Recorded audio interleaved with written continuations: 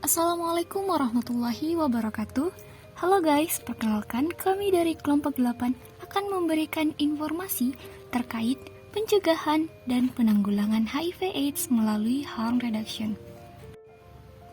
HIV/AIDS merupakan penyakit yang sudah sering kita dengar. Penyakit ini dapat menular melalui hubungan seksual, kontak dengan cairan tubuh manusia seperti darah, juga dapat ditularkan dari ibu ke anak atau melalui penggunaan jarum suntik.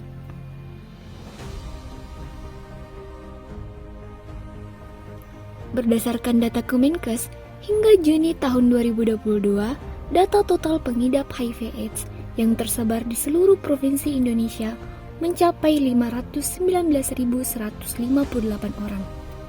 Perkembangan terus dilakukan dalam upaya pengendalian HIV/AIDS di Indonesia, mulai dari inovasi pencegahan penularan dari jarum suntik atau biasa disebut dengan harm reduction. Penggunaan narkoba telah menjadi bagian dari dunia kita. Banyak orang yang tidak mampu ataupun tidak mau untuk berhenti menggunakan narkoba. Namun, hal tersebut seharusnya tidak menjadi prasyarat untuk melindungi kesehatan mereka. Harm reduction terdiri dari kebijakan, program, dan praktisi yang melindungi kesehatan masyarakat dengan mengurangi konsekuensi kesehatan, sosial, dan ekonomi yang merugikan dari penggunaan narkoba, di mana hal tersebut tentunya memberikan manfaat bagi pengguna narkoba, keluarga mereka, serta masyarakat secara luas. Harm reduction merupakan konsep yang digunakan dalam wilayah kesehatan masyarakat yang bertujuan untuk mencegah atau mengurangi konsekuensi negatif kesehatan yang berkaitan dengan perilaku penggunaan narkotika dengan jarum suntik dan pelengkapannya. Komponen pengurangan dampak buruk narkotika merupakan intervensi yang holistik atau komprehensif yang bertujuan untuk mencegah penularan HIV dan infeksi lainnya yang terjadi melalui penggunaan perlengkapan suntik yang tidak steril dan digunakan secara bersama-sama.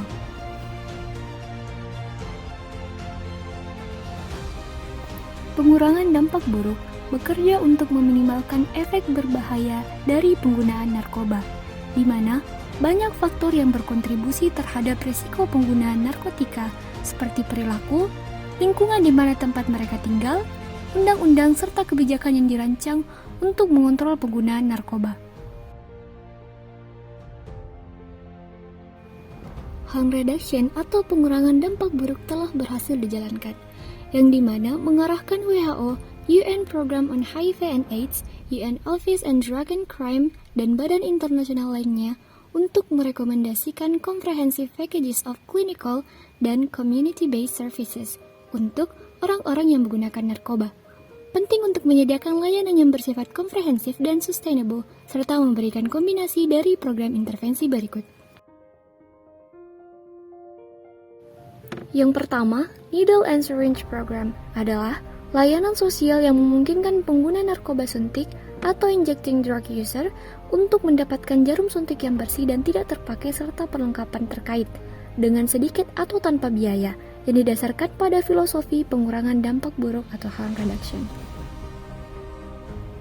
Kedua, Opioid Substitution Therapy adalah intervensi berbasis bukti untuk orang dengan ketergantungan opiat yang menggantikan penggunaan narkoba dengan opiat yang diresepkan secara medis dan diberikan secara oral seperti buprenorphine dan metadon.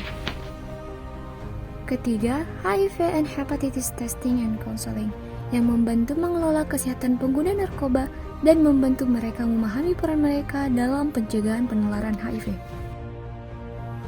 Keempat, Antiretroviral Therapy adalah pengobatan yang direkomendasikan untuk semua orang yang terinfeksi HIV.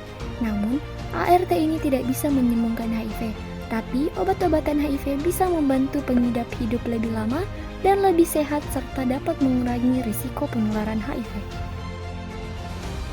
Yang kelima yaitu Condom Programs, merupakan strategi pencegahan HIV dan penyakit menular seksual yang membantu meningkatkan ketersediaan, aksesibilitas, dan penerimaan kondom dalam upaya mencegah penyebaran HIV. 6. Sexual and Reproductive Health Services, termasuk dalamnya saran kontrasepsi, keluarga berencana, perawatan prenatal atau diagnosis dan pengobatan IMS, kesehatan seksual dan reproduksi, mengacu pada kesejahteraan fisik dan emosional yang mencakup kemampuan untuk bebas dari kehamilan yang tidak diinginkan, aborsi yang tidak aman, IMS termasuk HIV/AIDS, dan segala bentuk kekerasan dan pemaksaan seksual. 7.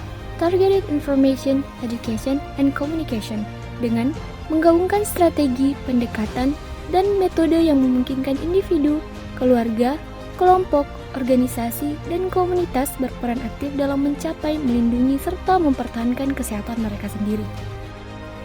Yang kedelapan, Prevention, Vaccination, Diagnosis, and Treatment for Viral Hepatitis, yang merupakan penyebab penting dari beban penyakit di kalangan pengguna narkoba.